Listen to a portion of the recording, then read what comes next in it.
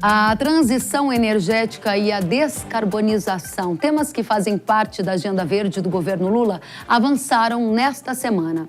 Em um evento em Brasília, o presidente sancionou a lei que aumenta a mistura de biocombustíveis no diesel e na gasolina e incentiva o uso de combustível verde da aviação. A gente segue em frente agora para tratar dessas misturas. Segundo o texto, a mistura de etanol na gasolina tipo C, que hoje está em 27%, poderá chegar até o limite de 35%, desde que constatada a viabilidade técnica. A lei também abre espaço para que a mistura possa cair para 22%. Já a mistura de biodiesel ao diesel, que hoje está em 14%, será de 15% em 2025 e deve subir em 1 ponto percentual por ano, chegando a 20% de mistura em 2030. O Conselho Nacional de Política Energética vai ter a liberdade para avaliar a viabilidade dessas metas de mistura e pode fixar o percentual entre 13% e 25%. Esse percentual de mistura de 15%, a começar já no ano que vem, vai ser estabelecido desde constatada a viabilidade técnica. A lei também cria um programa de combustível sustentável de aviação, que deve começar a ser usado em 2027, a partir de 2027. Nele, as operadoras aéreas deverão reduzir as emissões de gases do efeito estufa através do uso do combustível sustentável de aviação, o SAF. O combustível alternativo é feito de óleos vegetais, por exemplo, e pode ser misturado ao querosene de aviação tradicional para a redução das emissões de gás carbônico.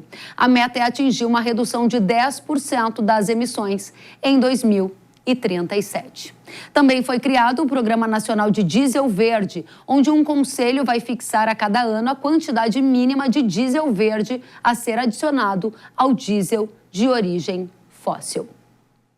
E um programa de incentivo ao biometano, onde serão definidas metas para a redução da emissão de gases do setor de gás natural por meio do uso do biometano.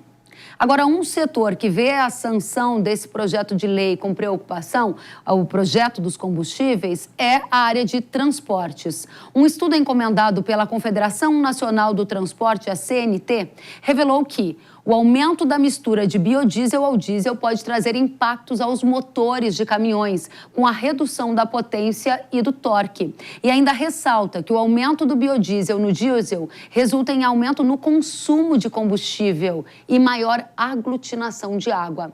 A gente lembra que atualmente o transporte rodoviário é o principal meio de escoamento da safra de grão no Brasil. Um levantamento da Exalc-Log revelou que este modal logístico responde por mais de 65% do total movimentado de grãos aqui no Brasil. Esse tema é super importante para o setor produtor, para o setor consumidor, e a gente vai já abrir um painel nesta edição.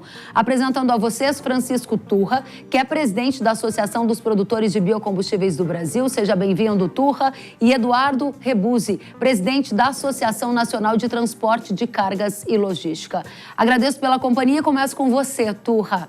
Qual é a demanda de grãos que vai ser criada e a partir de quando esses impactos do adicional vão ser sentidos no mercado agrícola? Afinal de contas, é bastante o aumento da mistura previsto do biocombustível aos combustíveis, não é? Bem, eu não tenho dúvida que nós estamos falando de um projeto importantíssimo para o Brasil. O Brasil é grande produtor de biomassa, o maior produtor de biomassa do mundo é o Brasil. E há muitas alternativas, não é apenas soja, não é apenas canola, não é apenas pongâmea, que podem, por exemplo, produzir o biodiesel em se falando de vegetais. Sem falar, por exemplo, que o biodiesel é produzido a partir também de substância que antes era um problema para qualquer empresa que tivesse graxas, gorduras saturadas, etc. Era um problema enorme para o meio ambiente, enfim. E nós hoje temos aí uma solução que ajuda o produtor, que ajuda a produção, que ajuda o Brasil, sob o ponto de vista ambiental, porque eu acho que ninguém tem dúvida, CNT, Anfávia, ninguém tem dúvida que todos têm que fazer alguma coisa efetiva para ajudar a descarbonização. Bom, por sorte, o agronegócio brasileiro ganha, porque ao invés de você estar importando 10 bilhões de litros de combustível fóssil, biodiesel, você tem aí essa alternativa do biodiesel, além do etanol, que desde 1975 já estava em plena vigência, já impressionando o mundo. Então, eu não tenho a menor dúvida que esse projeto de lei, e você colocou, além dos números, algo muito importante. Tudo vai crescendo a partir de que CNPE autorize, viabilize, veja os problemas técnicos, o impacto, porque não é um projeto que unilateralmente foi imposto, mas uma discussão grande, cientificamente feita, analisando as ponderações da CNT, e todos os que estiverem no processo, eles serão cobrados, e nós só vamos ter elevação se tivermos o produto confiável como estamos tendo. Porque a gente ouviu muitas denúncias, olha, o biodiesel está causando problema no inverno, no verão, aqui e ali. Quando nós pedimos a comprovação para identificar onde e com quem acontecia, nós não tivemos, por exemplo, a Aprobio, nada. E há estudos feitos, por exemplo, por um professor da Universidade de Brasília, que a própria universidade veio e disse, olha, não está autorizado pela universidade a dizer o que ele está dizendo. Portanto, inconfiável o parecer. Então, eu acho que o Eduardo, que bem representa a CNT, sabe que isso tudo foi feito assim, democraticamente, com abertura, a ciência presente. O biodiesel não está aí por acaso. Ele está aí porque efetivamente correspondeu. Muito bem. E, Kelly, nós já estamos diante de um produto, Bivan, que ele até já dispensa o diesel fóssil, 100% até.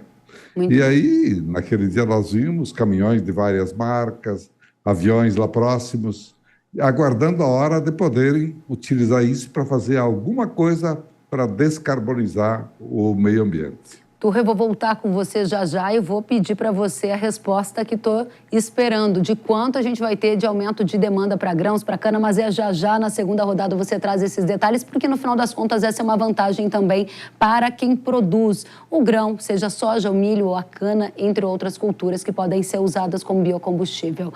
Eu vou agora para falar com você, Eduardo, porque há pouco nós mostramos um trecho de um estudo da CNT que apresentava impactos da nova lei nos motores dos caminhões e preocupações de vocês. Como vocês pretendem lidar com essa nova realidade à medida que aumentará a mistura de biocombustível nos combustíveis fósseis?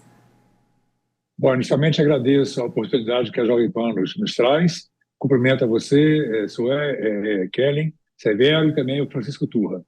Bem, eu representando a NTC, que é a nossa Associação Nacional de Transporte de Carga e Logística, que representa todos os transportadores do Brasil e faz parte do sistema de transporte, que é composto pela CNT, pelo SESC-Senat e pelo ITL. Nós, assim, de pronto, declaramos que nós somos favoráveis a todas as medidas que visem a redução de emissão de gases.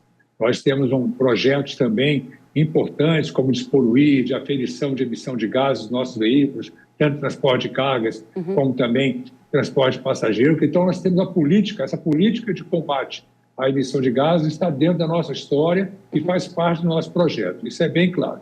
Também estive presente lá no evento da sanção da lei que foi aprovado no Congresso na terça-feira passada e estamos de acordo com a política no conceito geral. Existe, sim, preocupação nossa por conta dos estudos que nós já temos realizado, a CNT tem realizado, tanto em universidades aqui no Brasil também, como em outros estudos do exterior, comprovando que existe, no momento, um limite de aplicação do biodiesel ao diesel fóssil, né? Temos informações, na Europa, a adição de biodiesel está na ordem de 7%, Estados Unidos 5%, Argentina 9%, 10%. O Brasil, nós estamos atualmente com 14%. E isso nos causa preocupação, porque não somente os estudos, como também fatos comprovados em empresas de transporte rodoviário de cargas e de passageiros, da formação de borra, de problemas no bico, na bomba injetora. Quer dizer, então, isso vem causando alguns transtornos às empresas e causa, sim, uma preocupação para a operação dos veículos. Eduardo, Então, eu vou esse é o nosso voltar ponto. a explorar esse ponto com você. A gente vai precisar renovar aqui a questão da sua internet para termos mais clareza ainda na sua participação. Volto com você na seguinte rodada para que você aprofunde esses temas. Enquanto isso, continuo com Turra aqui na conversa. Obrigada, Eduardo, por enquanto. Turra, Perfeito. diga para a gente. Os críticos do biocombustível apontam um efeito no preço de alimento, porque, afinal de contas, a gente vai estar tendo uma competição. De um lado, o grão para alimento, de um lado, o grão para combustível. De novo, eu te pergunto, quanto vai aumentar de demanda para o agro com essa nova lei sancionada? Então. E a segunda questão é, vai ter efeito colateral na formação do custo do preço da comida no Brasil? Ellen, efetivamente, a produção de soja no Brasil, de 150 milhões de toneladas, ela vai ter um destino de agregação de valor aqui dentro e hoje já está tendo com o biodiesel. Ao longo de 15 anos, nós já utilizamos uma safra, ou seja, nós utilizamos já 300 milhões de toneladas praticamente ao longo de 15 anos. Vamos esmagar em torno de 30 milhões de toneladas por ano para produzir o biodiesel necessário dentro da previsão. Ano que vem, de 14 para 15, nos anos seguintes, um a mais. Então, nós vamos ter um destino sem a gente ficar procurando um comprador, dependendo unicamente dos chineses, que repentinamente compram muito, mas podem efetivamente reduzir, como há nesse ano uma ameaça. Então, o Brasil já tem uma destinação, vai agregar valor, preço melhor ao produtor, isso sem dúvida, já está acontecendo hoje. Com relação a alimentos, a Europa, por exemplo, está equivocadíssima pensando nisso, pelo seguinte: ela imagina que nós estamos levando esse produto soja unicamente para o biodiesel, que ele fica 100% biodiesel. Não, sobra farelo de soja, e se houvesse esmagamento para óleo só, sobraria óleo, mas não, agora biodiesel, sobra farelo de soja exatamente para alimentar aves, suínos, bovinos, peixes, etc., tudo. É um alimento fundamental, 30% do alimento das aves, produto farelo de soja. Então, quando há uma demanda aquecida, como no Brasil, todos os anos, nunca deixamos de crescer na produção para o mercado interno e externo. A avicultura é a maior exportadora do mundo. O consumo nacional, 45 quilos habitante ano de frango. Então, Kellen, isso, quando você tem disponibilidade maior, a tendência do preço é diminuir. Nesse ano, reduziu o preço de milho e farelo de soja, reduziu o produto ao consumidor. Simplesmente isso. Então, essa não é a verdade. Ao contrário, esse projeto ele ajuda exatamente a que a avicultura continue aumentando a produção para o mercado interno, exportar suínos, bovinos, etc., porque é um componente fantástico para a avicultura e para a ração. E o milho, que também era um problema produzindo etanol lá no Centro-Oeste, e logística que faz isso, nós vemos que hoje o milho tem o DDG, que está alimentando principalmente gado leiteiro, mas também aves e suínos, com novas fórmulas que hoje estão sendo obtidas pela nossa Embrapa. Muito bem. Agora, Turra, enquanto a gente espera o Eduardo voltar, porque ele estava fazendo alguns pontos importantes de preocupação, por exemplo, o setor de transportes, eu quero aprofundar com você uma questão. A gente repetiu aqui um texto da lei que fala sobre viabilidade técnica. Então, essa lei, ela dá um horizonte de para onde se deseja que vá o aumento da mistura no Brasil, mas isso vai precisar ser viável, ou seja, não dá para causar um monte de efeito colateral, em inflação, em escassez de produtos, se a gente tiver com quebra de safra, entre outros. O que eu quero dizer na prática é, como é que fica o horizonte para o investidor? Ele vai investir sem saber se essa mistura de fato vai aumentar? Kellen, eu acho que em relação, por exemplo, ao biodiesel, está perfeita. Eu acho que a fórmula encontrada é perfeita. Subindo 1% ao ano, a partir do ano que vem, você vai podendo aferir exatamente qualidade e especificidade, benefícios, e não, você vai também descobrir se há defeitos, problemas, né? Então, perfeita, acho que a legislação previu tudo isso. Por enquanto, não houve problema algum, mas há segurança jurídica, sim, porque estabelece que nós podemos crescer até 2030, 20%, e depois podemos crescer mais, desde que CNPE efetivamente valide, e a validação acontece pela qualidade, né?